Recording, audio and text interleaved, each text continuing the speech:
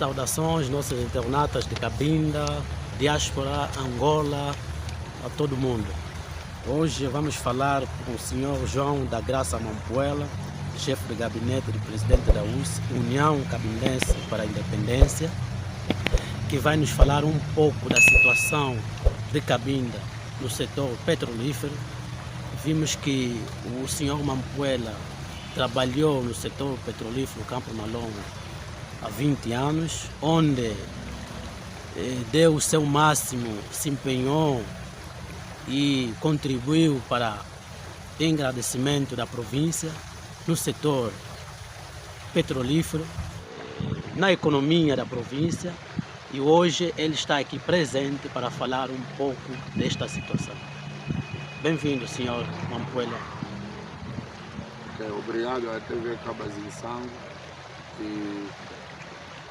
pelo convite, né? E a todos os internautas desejo bom dia, boa tarde, boa noite, em função do fuso horário que acompanha esse vídeo. Senhor da Graça, nós temos aqui o seu perfil, a sua biografia no campo petrolífero, que desempenhou 20 anos onde trabalhou, labutou, e gostaríamos de saber como é que foi esta sua fase dentro do campo petrolífero, como é que entrou, quais são as qualificações no momento que entrou, que ingressou no campo petrolífero Malongo.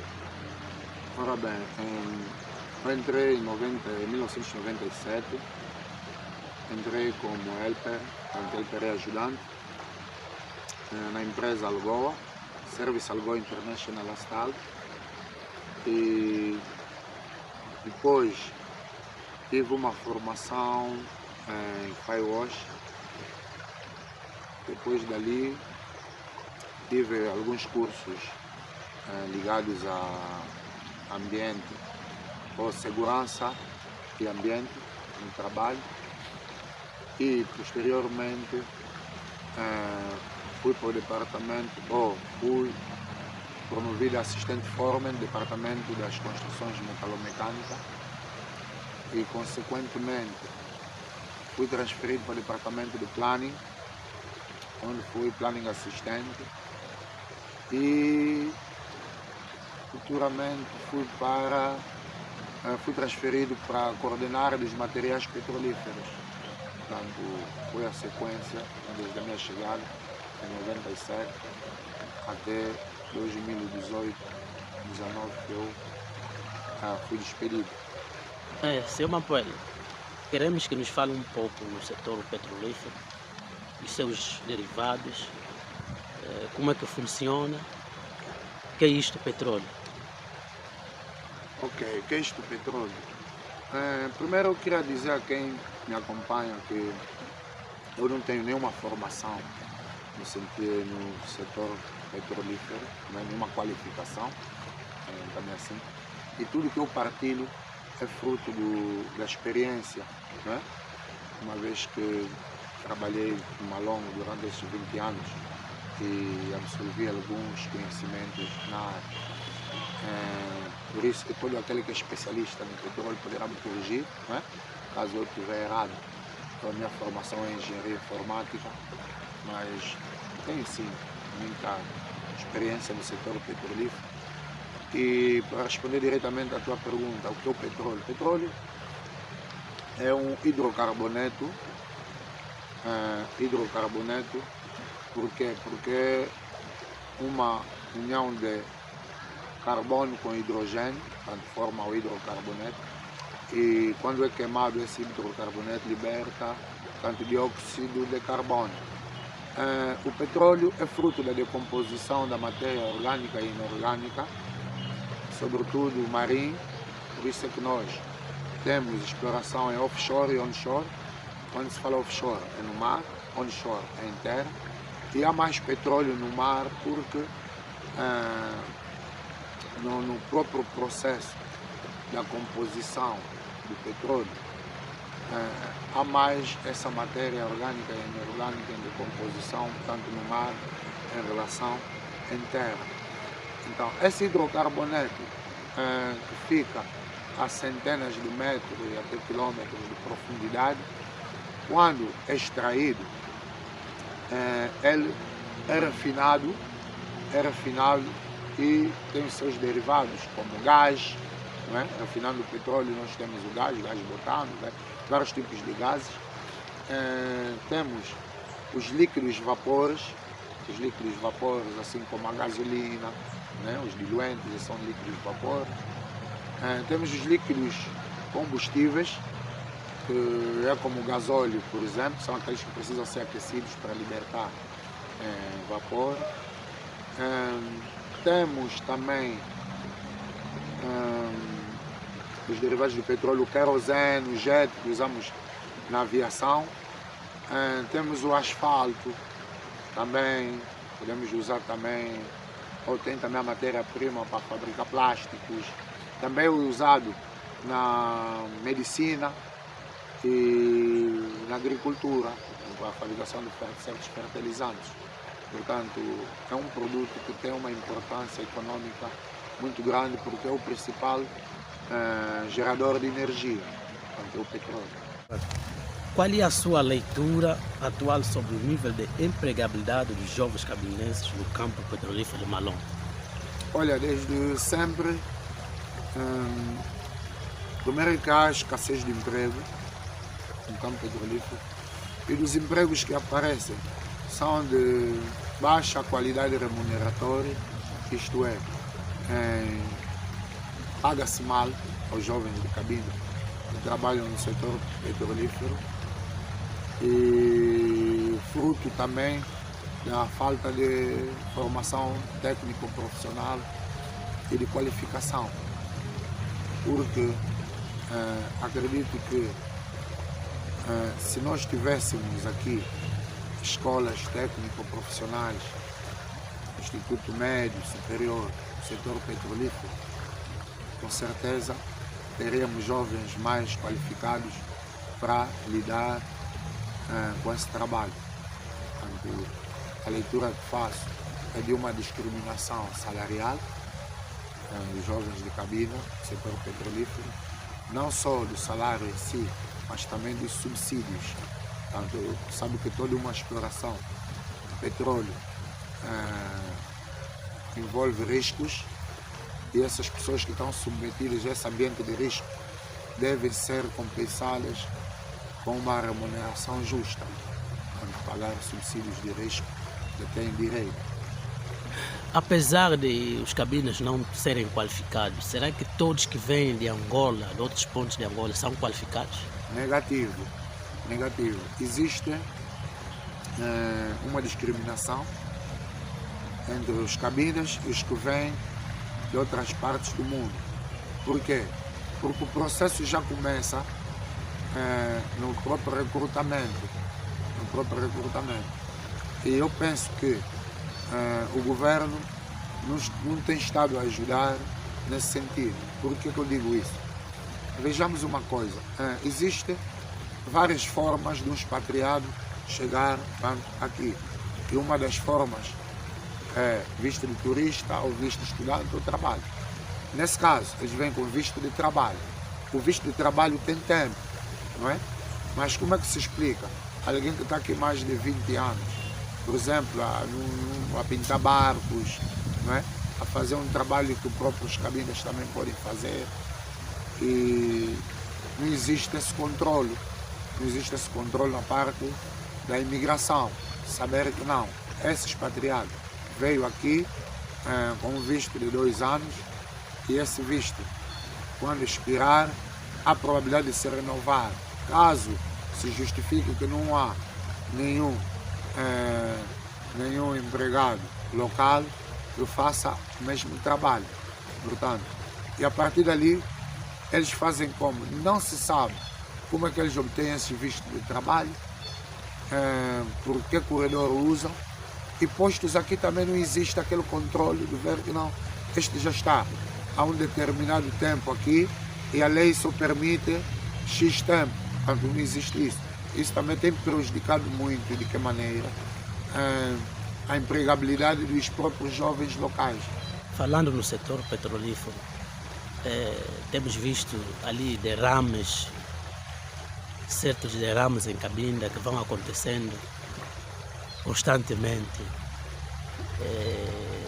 Na pessoa do Senhor da Graça, Mampuela, que viveu isso, o que é que tem que se fazer para destancar esta situação?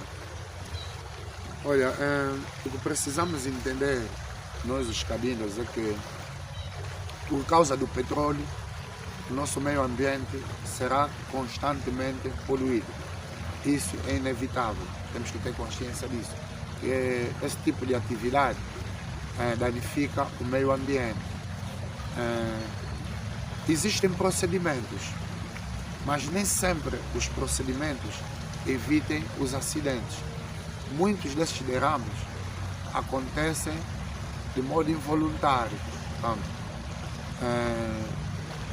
uma operação petrolífera mal sucedida levou ao derramamento ou burla de uma determinada linha e esse crude vai para a água do mar, portanto, vai para a água e vai danificar os peixes, vai danificar os frutos do mar, algas marinhas, tudo aquilo que tem a ver com o nosso meio ambiente marinho. E não só, o mar depois manda isso em terra e acaba tanto poluindo também as nossas praias. Deve haver o dobro das vigilâncias, melhorar os procedimentos em função de cada situação que se vai deparando, estudar essa situação e encontrar formas para que não volte a acontecer. Mas, querendo ou não, em Cabinda, teremos sempre os derrames, teremos sempre o nosso mar poluído, porque a natureza dessas atividades vai sempre afetar o nosso meio ambiente.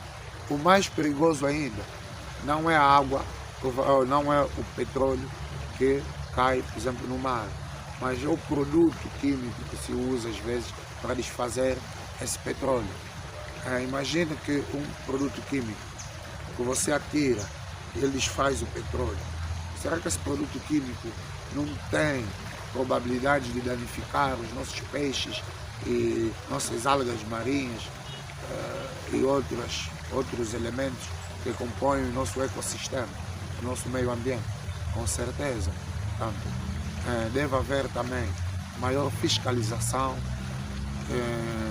quando há esses derrames, estudar os motivos, se encontrar soluções e também compensar os danos.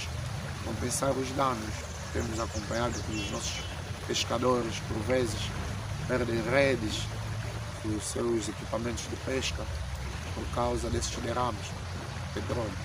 Então temos que ter consciência que vai acontecer sempre e o que devemos fazer é estudar formas de minimizar esses derrames.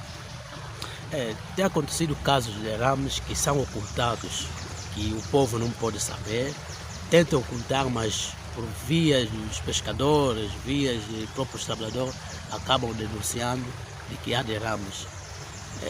Já aconteceu contigo no tempo que andou no Malonga? Sim. Ocultaram um derrame? Antes, durante e depois. Os derrames normalmente não são boa notícia. Os derrames não são boa notícia, não é algo que se deve publicitar. É sempre algo que causa danos ao meio ambiente. Por esse motivo se pretende sempre ocultar tanto esses derrames. É bem verdade que com fiscalização, não é? A gente percebe sempre quando acontecem esses derrames. Portanto, acredito que existem formas que se pode melhorar, não é? Se pode melhorar, existe um mecanismo para se melhorar a produção de petróleo ou a exploração petrolífera, minimizando esses derrames. Mas certo, volto a dizer que os derrames vão acontecendo sempre, porque faz parte da natureza desse tipo de trabalho. Voltando no petróleo, 3 meses para cá aconteceu um acidente numa das plataformas de BP, onde várias empresas prestam serviços e felizmente houve percas de vidas e até agora há pessoas hospitalizadas. Nós gostaríamos de saber o que faltou, o que se deve fazer para que isto não venha a acontecer. Ora bem, trata-se de um acidente.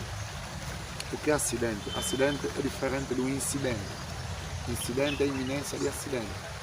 Portanto, nesse caso concreto não é um incidente, é um acidente.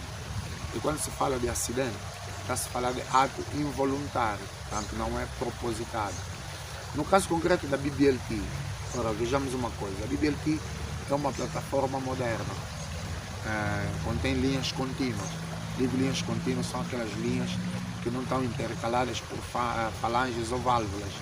Portanto, são linhas que, por mais que você abre de uma ponta a outra, no meio da linha, não é? Pode haver sempre parafina do petróleo, e essa parafina contém gás, sobretudo o gás sulfídrico, que é o chamado H2S. E, por mais que você use o MS2 ou um outro aparelho de detenção de gás para poder saber se há condições de se trabalhar com fogo, é impossível se examinar no interior de uma linha longa, e uma vez que essa linha está aberta de uma ponta a outra, dá sempre uma certa segurança de que não há perigo tanto nessa linha. E acredito que, como eles estavam a fazer cortes em maçarico, não é? Uma das fagulhas do maçarico tenha atingido a faixa de inflamabilidade.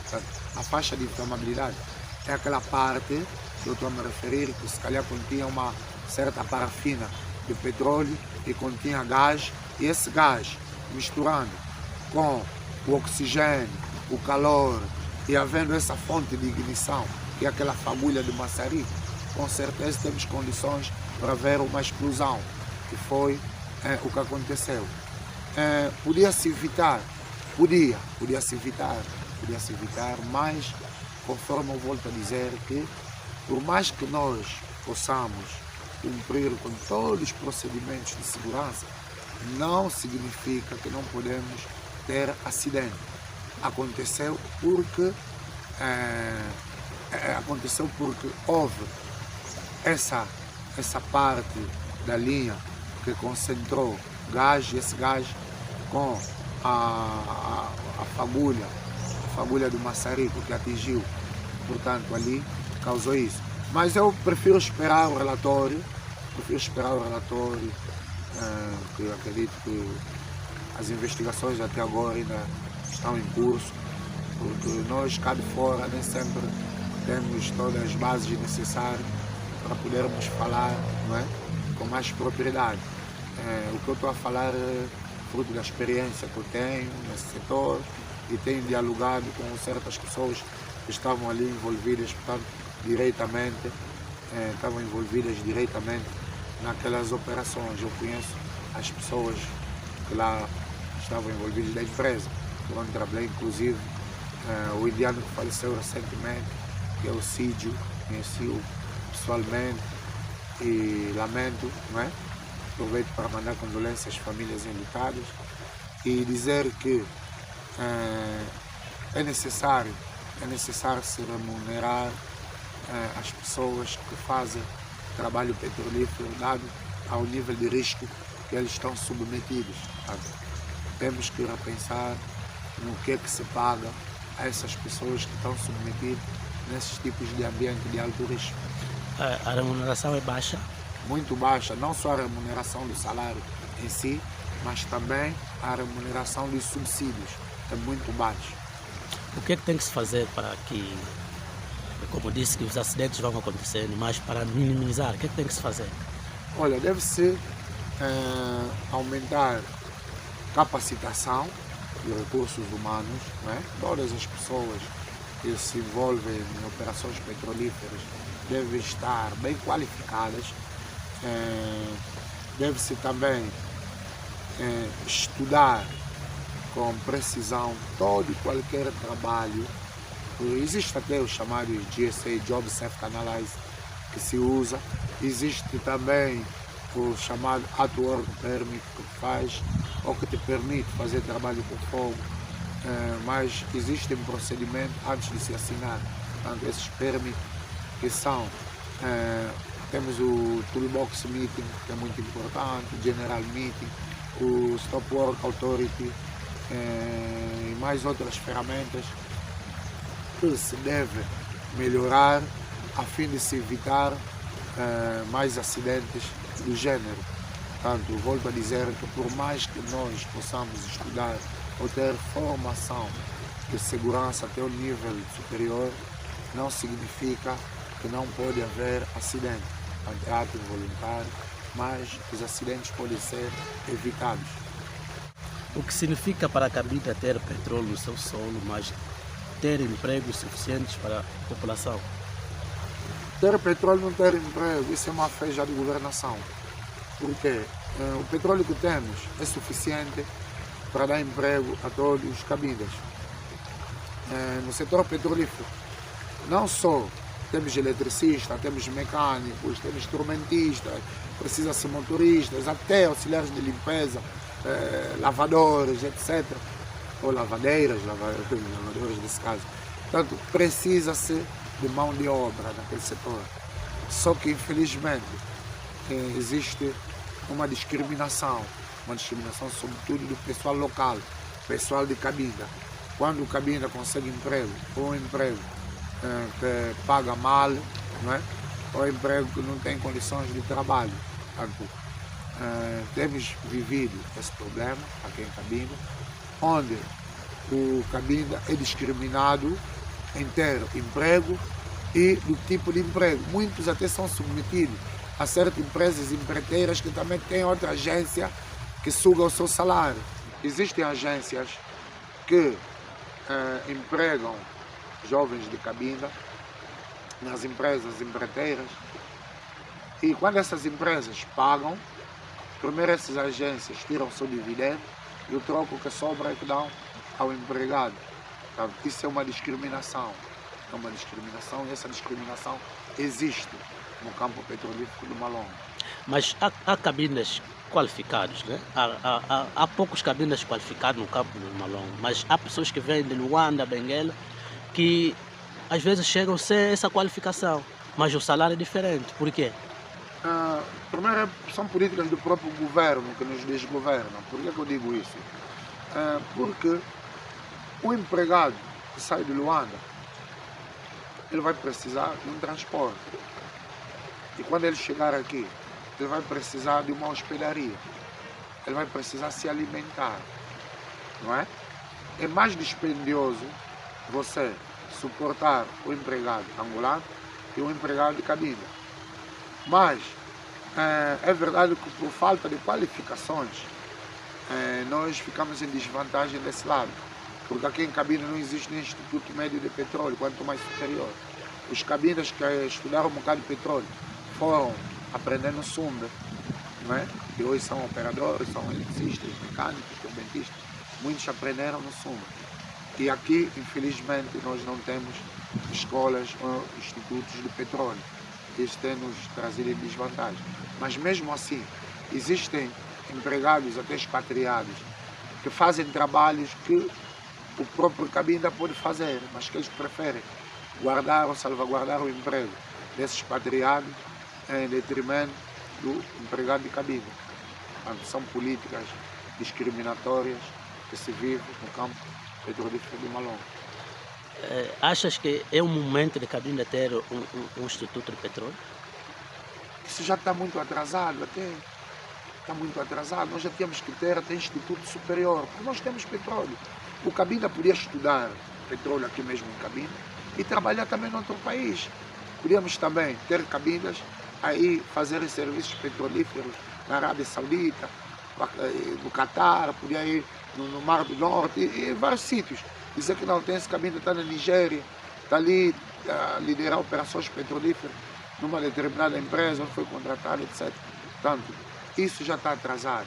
Mas pelo menos um Instituto Médio. Essa falta de vontade por parte do governo tem a ver com a situação política de cabina? Sim, tem a ver com a situação política, porque não se explica, a gente não encontra uma outra explicação. Por que não temos um instituto básico, médio de petróleo? Por quê? Falta de vontade. Por que meteram no sumbe e não em cabine? Ou pode até ter no sumbe, mas podia ter também outro em cabine, podia ter no sonho também. Podia ter também. Por que não tem? Talvez porque não convém. Sobretudo para os cabines. Não convém. Isso é má fé. O petróleo que Cabinda produz poderia sobreviver disto? Só para você ter uma ideia. Esse petróleo, esse hidrocarboneto que é explorado em forma bruta, né? Nós chamamos crudo. Quando é refinado, nós temos vários derivados e de extrema importância. O gás é importante. O gás é importante. Vem do petróleo.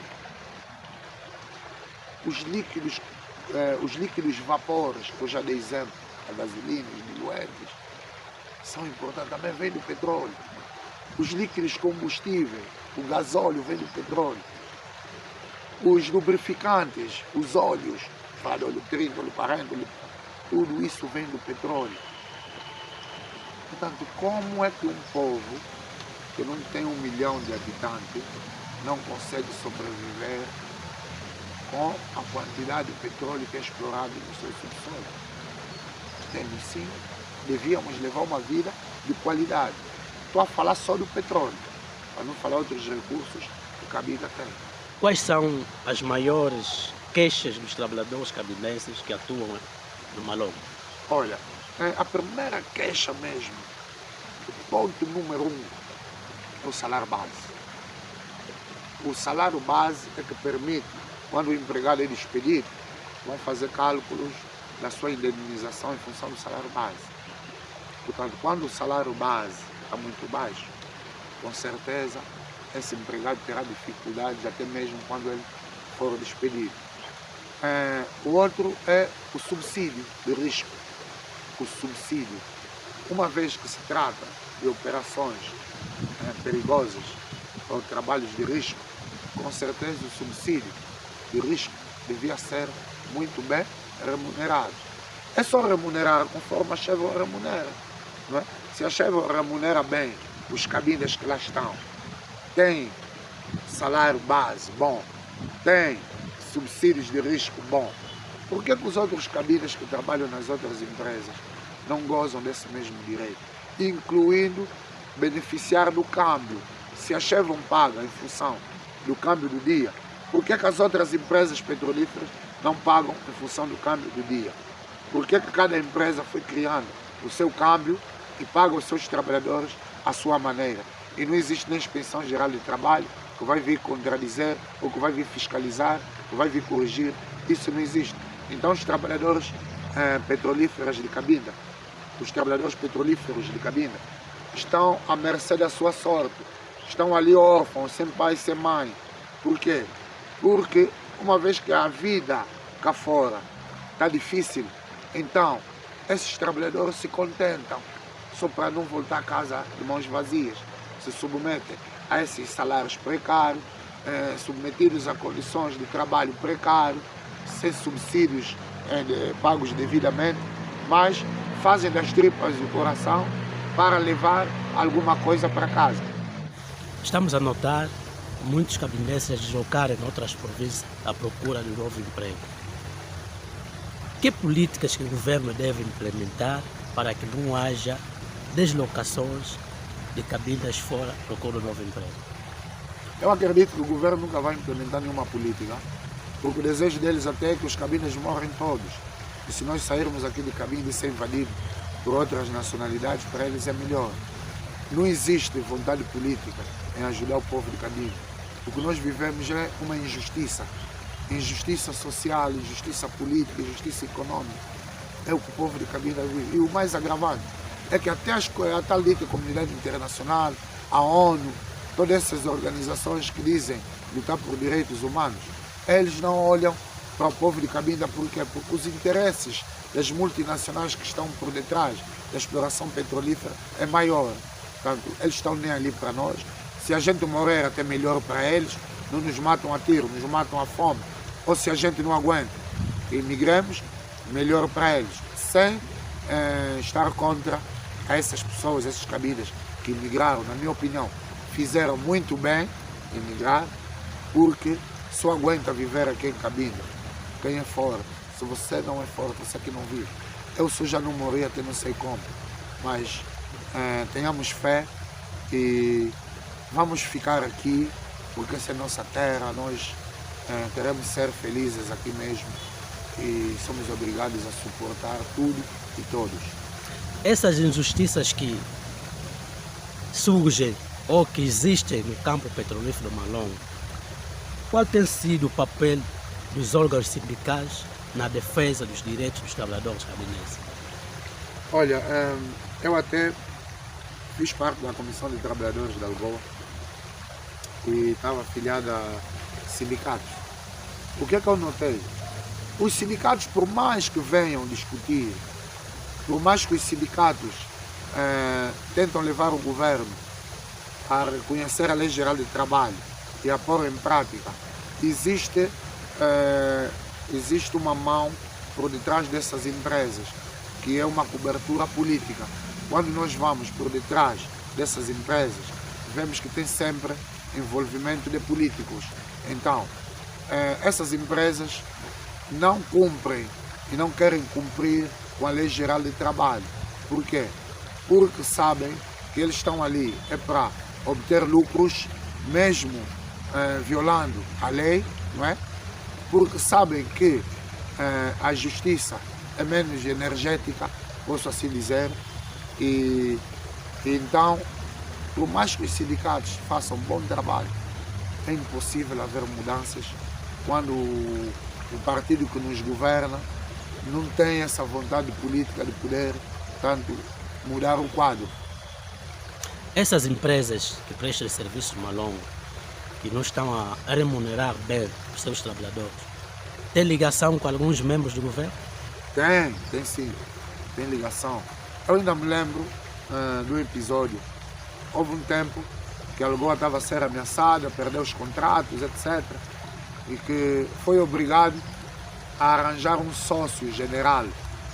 Só não tem nome mesmo. Certo é que arranjaram um general lá em Luanda para ser sócio da Algoa. Eu me lembro até o dono da empresa, Uruçaga, numa vez disse que como é possível vocês aqui, a pessoa querer ser sócio sem investir nada, não é? Você quer ser sócio, o outro dá X, o outro também X e criam uma parceria econômica, uma sociedade. Mas não era esse o caso.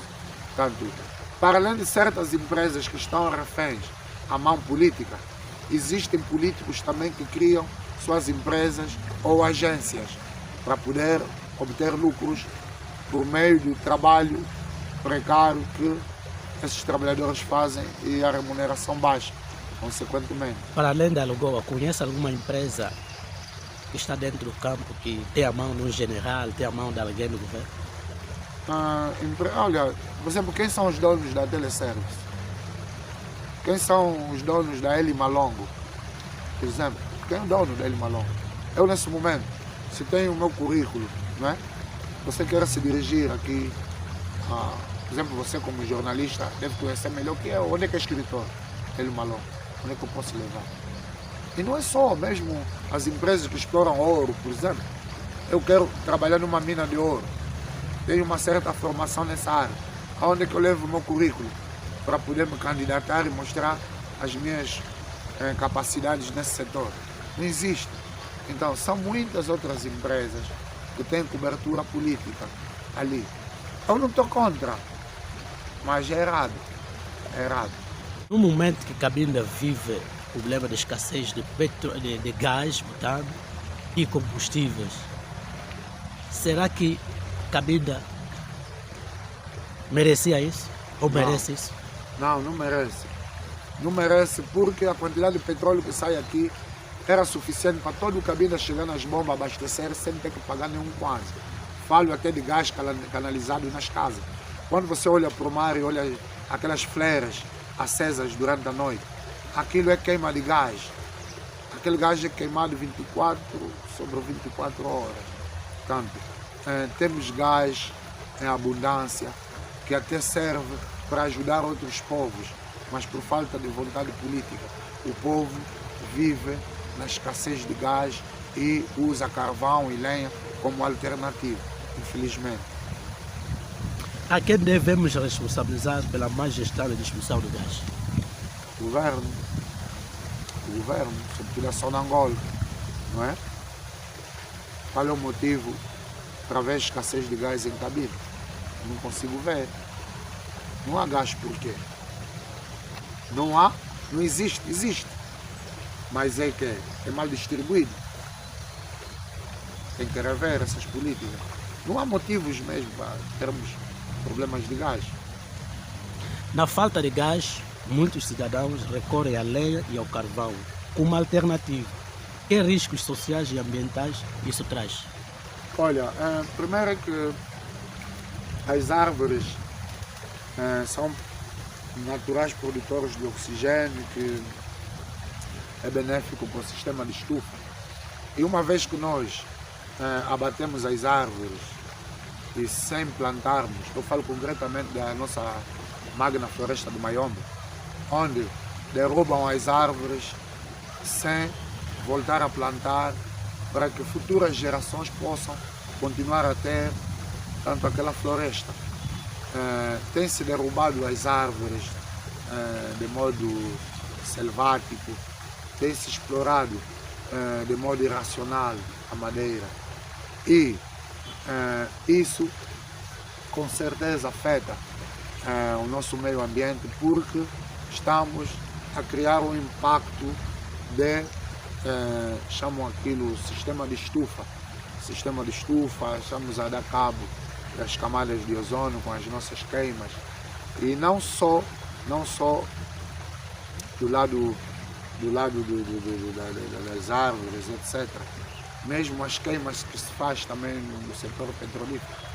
Querendo ou não, o petróleo, sendo um carbono com hidrogênio, quando é queimado, liberta dióxido de carbono. Esse dióxido de carbono é nocivo ao ambiente. Portanto, estaremos sempre sujeitos a poluir o meio ambiente. O preço de gás, quando disponível, está ao alcance das famílias mais pobres? Negativo.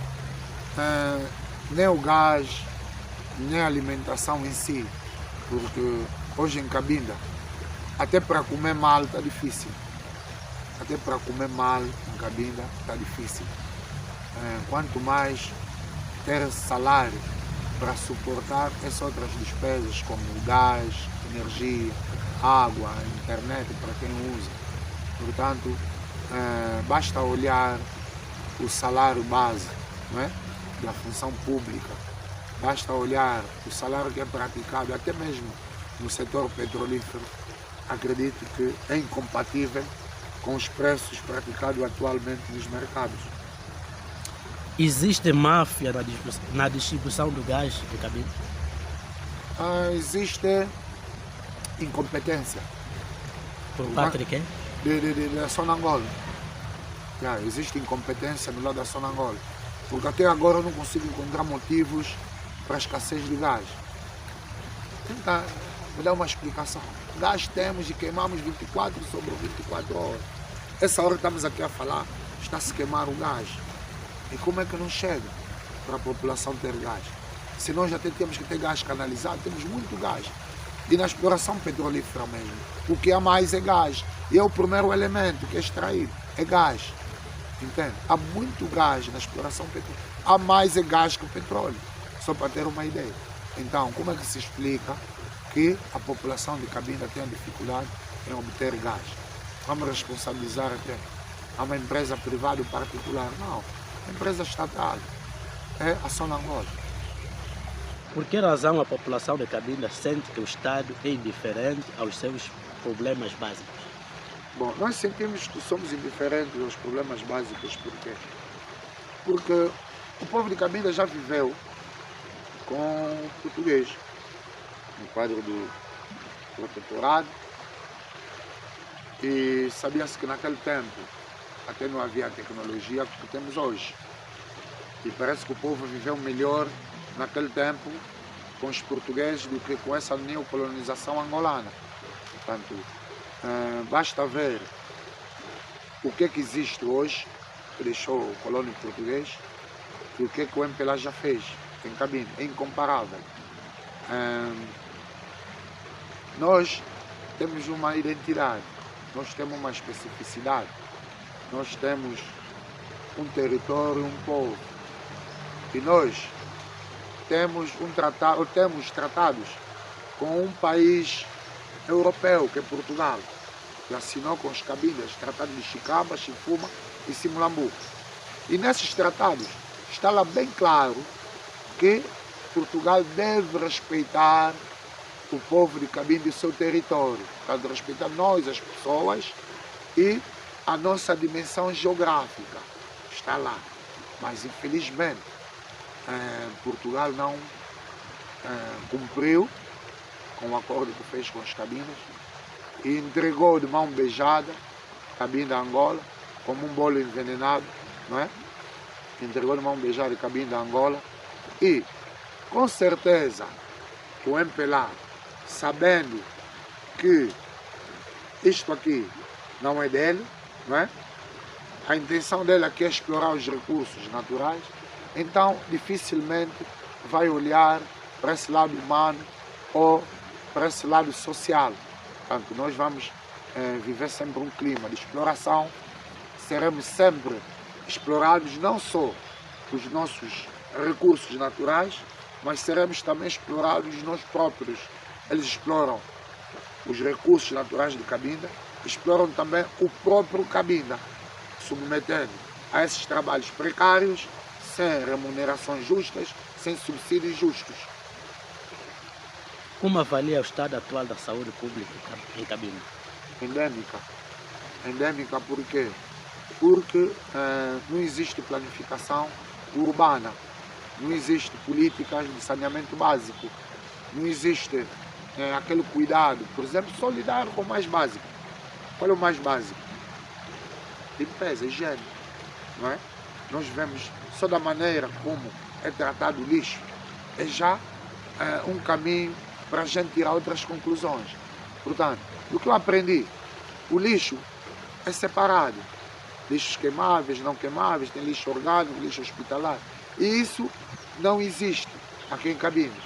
O lixo é misturado e abandonado em sítios impróprios. Com certeza é ali a fonte de várias doenças. Portanto, a nossa situação, infelizmente, é endêmica. Como está a mobilidade urbana e o transporte público na província? Olha, transporte público, vou começar por transporte público, é ineficiente em termos de quantidade e em termos de estradas ou rotas. Eu acredito que quem anda de um autocarro, sobretudo que faz serviço público, tem muito mais dificuldades de se locomover em Cabinda em relação a quem anda de um turismo. Basta olhar para as condições precárias das nossas estradas para percebermos a dificuldade em locomovermos. Existem obras inacabadas, existem obras que são de extrema urgência, mas abandonadas. Não existe aquela vontade política no sentido de se melhorar, portanto, essa circulação pública. Não existe a vontade de se melhorar o serviço de transporte público, porque até muitos desses autocarros que vêm ao serviço público são desviados para as empresas particulares e privadas. Portanto, temos sim essa dificuldade em Cabinda. O custo de vida em Cabinda é mais alto do que em outras regiões de Angola. Qual é a sua explicação? Olha, o custo de vida em Cabinda é mais elevado, sim. Primeiro, aqui em Cabinda não temos indústrias, não temos fábricas. A fábrica que temos aqui é do Cuca. Fábrica do Cuca, deixa eu ver mais outra fábrica aqui. Esse que faz whiskies. Qual é o nome dessas fábricas que fazem whiskies? Vem pacotinhos, agora mudaram, acrescentaram mais o líquido, mudaram os frascos. Portanto, são essas fábricas que eu conheço. Nesse momento nós não fabricamos nem fósforo, porque em Cabinda nós temos muita madeira, não é? Imagina só se nós tivéssemos fábrica de fósforo. Nós podíamos exportar fósforo para toda a África e o mundo. Entende? Nós não temos. Nós não temos fábricas de processamento alimentar. Nós não temos boas políticas que apoiam os nossos camponeses, que apoiam a agricultura familiar. Não temos. Mas há projeto Quenda. O que é isso, Quenda? O projeto Quenda. Quenda é o quê? Projeto que apoia as famílias mais vulneráveis. Família mais vulnerável. Sim, São apoiados. sim, sim. E eu, minha família vulnerável, não é apoiado por quê? Sim, mas há esse plano, nós temos a vontade. É esse plano. Então é um plano. Quenda é um Não, plano. não, está já em execução. Mas eu não sei, não conheço esse Quenda. Faz o que afinal de ajuda mesmo? Ajuda. Há muitas Ok. famílias que eu vejo aí nos bancos, Mas ajuda fundo em de que apoio sentido? social. Apoio social. Sim, dá uma remuneração um mês, 60 E tem mil, resu- 60 mil e poucos kwanzas. Para uma família ou para uma pessoa? Para uma pessoa, 60 mil. Esses idosos. Mas eu acho que isso é desperdício de recursos. Esse dinheiro podia ser útil para coisa mais importante. Eu penso que, em vez de se combater os efeitos, devia se combater as causas. Não é? O que leva a população ao empobrecimento da população? São políticas de má governação. Entende?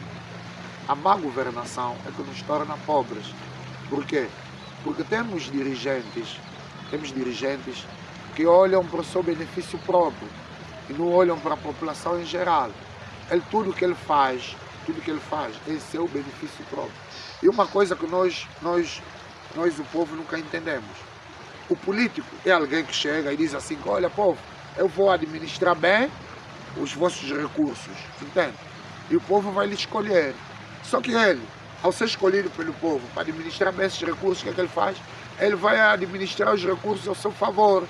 Ele é que vai se enriquecer, ele e a sua família, os seus amigos, entende? E o povo vai continuar cada vez mais pobres, ou mais pobre. Infelizmente, é o tipo de governação que temos. São 50 anos da independência de Angola, 50 anos da colonização de Cabinda para Angola. Passados 50 anos, não há requalificação de nenhum bairro na província. Há uma necessidade de requalificar os bairros? Olha, eu sou um independentista de Cabinda. Eu acho que quando o povo de Cabinda conhecer a sua autodeterminação, o próprio povo de Cabinda terá capacidade de escolher pessoas idôneas, capazes de administrar os seus recursos, e todos esses problemas não existirão. Eu tenho fé que sim, porque nós temos mais que recursos suficientes para dar dignidade e qualidade de vida a esse povo. A juventude cabindense está suficientemente organizada para reivindicar os seus direitos? Sim, a juventude é a força motriz de uma sociedade, e a sociedade cabindense não foge à regra. Independentemente de ser uma juventude martirizada, eu sempre digo que a maior riqueza do povo de Cabinda não é o petróleo, não, é a sua juventude. Esses jovens que sofrem todo tipo de atrocidade política, má governação, injustiças sociais, esses jovens têm maturidade suficiente para saber o que é que querem e para onde querem chegar. Portanto, eu agradeço a Deus por ter suportado, ter dado, por ter estado a dar forças a esses jovens. Não importa o que é que ele faz, se é gaita, se é mecânico, se é eletricista, se é seja o que for, cada um se vira da sua maneira. Os jovens andam órfãos de pai e mãe, os jovens de Cabinda vivem à mercê da sua sorte. E não é fácil você jovem estar inserido numa sociedade como a nossa, onde existe má governação, existe perseguições políticas, não existe liberdade de expressão como tal, e não é fácil se manter em pé e continuar a seguir em frente. Portanto, jovem de Cabinda está de parabéns, tenho orgulho dessa juventude e eu conto muito com essa juventude. O que pensa do papel da sociedade civil na denúncia de irregularidades na província? Olha, a sociedade civil tem feito o seu papel, fazendo as denúncias, e organizações cívicas também, direitos humanos. Mas o problema não está aí de quem faz denúncia. O problema está a quem se faz essa denúncia. Portanto, nós estamos a fazer uma denúncia, não é? Estamos a fazer uma denúncia à própria entidade que nos causou esse mal. Entende por que isso não tem efeito? Portanto, se a FLEC ataca uma caravana militar e esses militares vão atacar a aldeia, não é? Matando a população, despovoando aquela aldeia, e a sociedade civil se pronunciar aos ativistas, com certeza isso não terá efeito. Entende? Isso não terá efeito, porque quem causou esse mal é nele que nós estamos aí nos queixar. Portanto, acredito que a sociedade civil tem feito a sua parte, se bem que ainda é pouco, não é? Ainda é pouco, tem que se fazer mais ainda, mas se for a contar mesmo com esse governo, eu não tenho muita esperança de que as coisas possam mudar. Existe liberdade para os ativistas políticos de Cabinda se expressarem sem perseguição? Entre aspas, existe uma, digo assim, uma espécie de uma ambiguidade estratégica de quem nos governa em fazer parecer à comunidade internacional de que aqui existe liberdade de expressão, não é? Mas não existe, porque se existisse, tinham que nos deixar nós falarmos de Cabinda conforme nós pudermos, conforme nós quiséssemos. Mas tem muitas pessoas que não podem falar, eles se sentem ameaçados. Eu dou razão, porque nós vivemos a consequência dessa falta de liberdade de expressão. Você está sujeito a sofrer cadeia, a repressão, mas com as redes sociais, não é?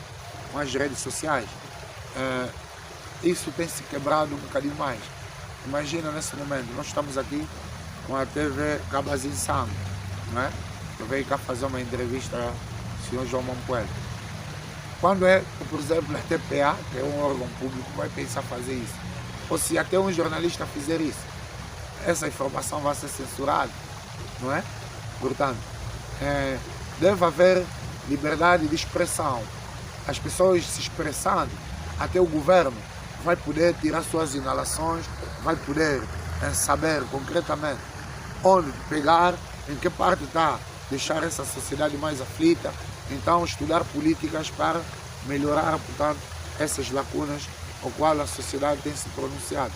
Agora, não existe essa vontade política, isso estraga tudo. Cabinda é uma terra de conflito e no passado domingo houve mais um ataque na aldeia do Tieng. O que é que deve-se fazer para que não haja esses ataques? Olha, só se faz guerra quando não se dialoga. Eu penso que a solução para a Cabinda é diálogo, porque nós não temos forças para lutar com o governo angolano. Temos que ser realistas. A FLEC perdeu na guerra clássica. Nós perdemos, porque se nós ganhássemos a guerra clássica, com certeza não estaria cá o governo angolano, o governo do MPLA. Então, a guerra é inevitável para quem está em posição desfavorável. A FLEC se defende porque é atacado. Existe um país africano que se chama Angola, que invadiu outro país africano que se chama Cabinda, que nem tem sequer ligação fronteiriça ou terrestre, mas por cúmplice de Portugal, não é? Nos acordos de Alvor, entendeu? Violar todos os tratados que assinou com os Cabindas, entendeu? Não cumprir e simplesmente entregar Cabinda de bandeja. Falando de Portugal, será que tem havido contactos com Portugal por parte da UCI? Olha, a UCI tem a sua política, né? Tem a sua política externa e tem a sua política interna. E nós temos procurado entrar em contato, fazer uma diplomacia ao mais alto nível possível.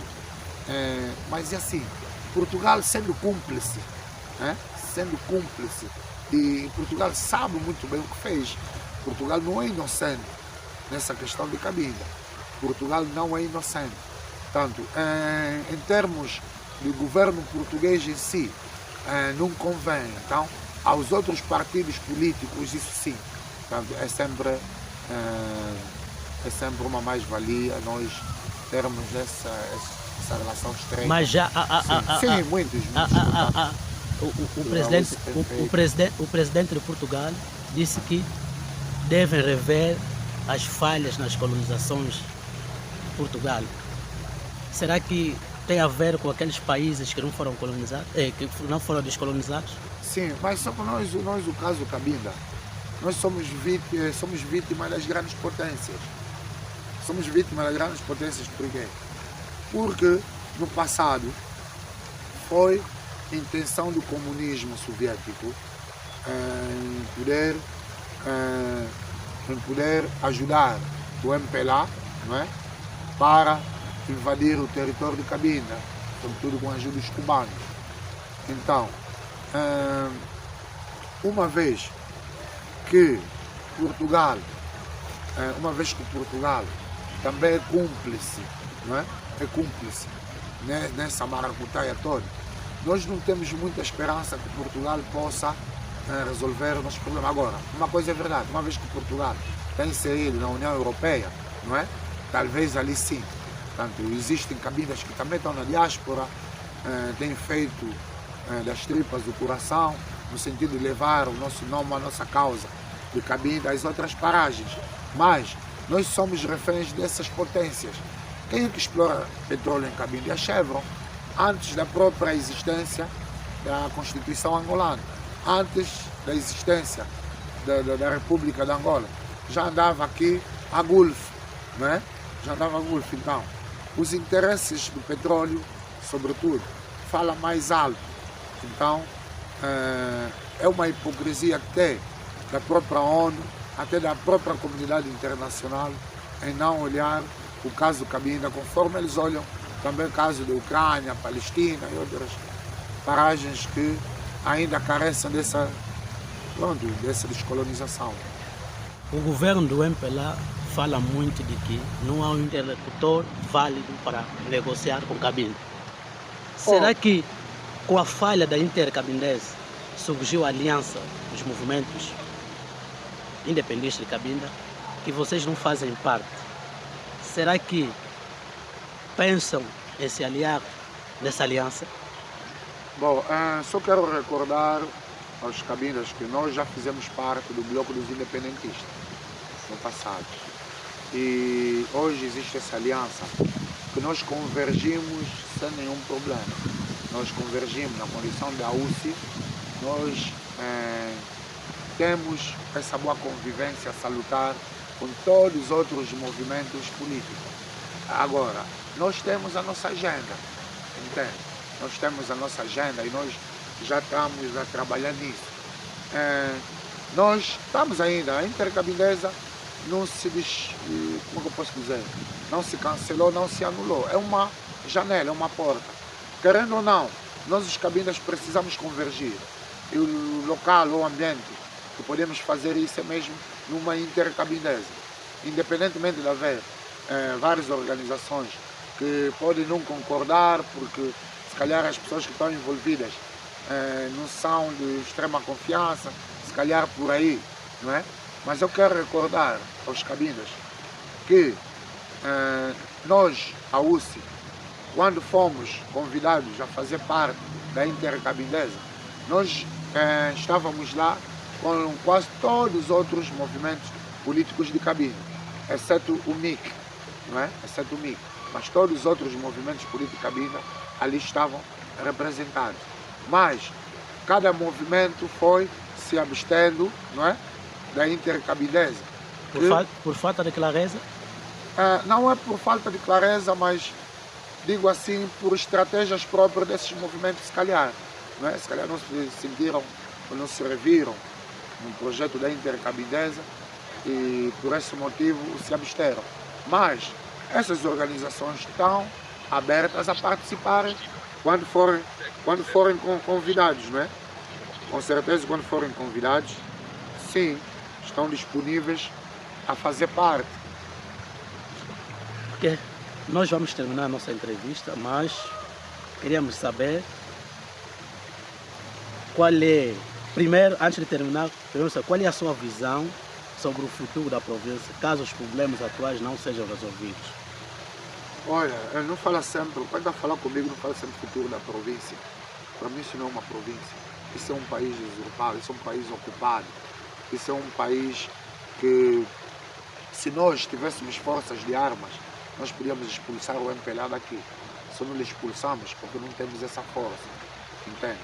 E uma vez que nós precisamos primeiro nos libertar desse cancro, desse tumor que se chama MPLA, acreditamos que com a mudança do governo em Angola, nós os cabindas poderemos ter um espaço de diálogo um pouco mais aberto, porque acreditamos que existem muitos angolanos que entendem a nossa situação e que estão também dispostos, né, a dar o seu contributo no sentido de se encontrar uma solução para o caso Cabinda, porque são filhos de angolanos também que morrem aqui, são filhos que as suas mães também tiveram dores de parto para gerar esses filhos. Eu penso que até o povo angolano deve sim se manifestar também para o fim do conflito armado em Cabinda, porque tem ceifado vidas humanas de jovens angolanos que podiam dar o seu contributo para a edificação da Angola. Para terminar, qual é a mensagem que gostaria de deixar ao povo de Cabinda e ao governo angolano? Ao povo de Cabinda e ao governo angolano. Ao povo de Cabinda e ao governo angolano. O governo angolano deve entender que Cabinda tem tratado com Portugal de Chicamba, Chifuma e Simulambu. E nesse momento os angolanos não estavam envolvidos nisso. Devem entender que nós, os cabindas, vamos sempre lutar em torno dessa nossa autodeterminação, em torno da nossa liberdade. É importante entenderem isso, que por mais que venham corromper A, B ou C, por mais que venham matar A, B ou C, o povo de Cabinda jamais vai desistir de lutar. O povo de Cabinda não vai se render. Uns podem se render, vocês podem dar condições que quiserem a esses cabindas que estão no MPLA. Aliás, eu também sou fruto, não é? Sou fruto como eu posso dizer? Eu nasci, cresci no MPLA também, não é? Também já beneficiei desses benesses do MPLA, portanto, tudo que possam fazer, o filho de Cabinda tem sempre no seu peito, no seu coração, aquele sentimento de autodeterminação. Mas às vezes a fome fala mais alto e que leva alguns cabindas a se rebaixarem, que leva alguns cabindas a suportarem, a aceitarem tudo que lhes é imposto. Ok, já falamos Desculpa só, ao povo angolano, a minha mensagem é que Angola não precisa de Cabinda para viver. Angola é um povo trabalhador. Angola tem recursos mais que suficientes para seu autossustento. E os cabindas e os angolanos podem, sim senhor, coabitar e partilhar uma vida social saudável para os dois povos, sem ter que entrarmos em conflito, sem termos que derramar sangue. Eu acredito no povo angolano, acredito que o povo angolano vai sair desse imbróglio, o povo angolano vai se libertar desse jugo neocolonial do MPLA, porque também são colonizados. O povo angolano hoje come nos contentores, come no lixo. É uma vergonha. Tanto, eu acredito que um dia o povo angolano vai sair dessa e nós os cabindas também. E poderemos sim coabitar juntos na diferença, saber que Angola é um povo, Angola é um país que está na África Austral. Nós os cabindas somos um país que estamos na África Central. Portanto, somos dois povos irmãos que podemos coabitar sim, dentro do respeito, dentro dos princípios de boa convivência e os nossos povos serem felizes e edificarmos juntos a África. Obrigado. Muito obrigado. Mais alguma pergunta? Muito obrigado, senhor João da Graça Mampuela, chefe do gabinete, presidente da UCI, União dos Cabinetes para a Independência, que nos falou um pouco da situação atual de Cabinda. Voltamos nas próximas edições. Bote. Quem é o presidente que faz isso? Quem é o presidente que faz isso? Agora eu vivo na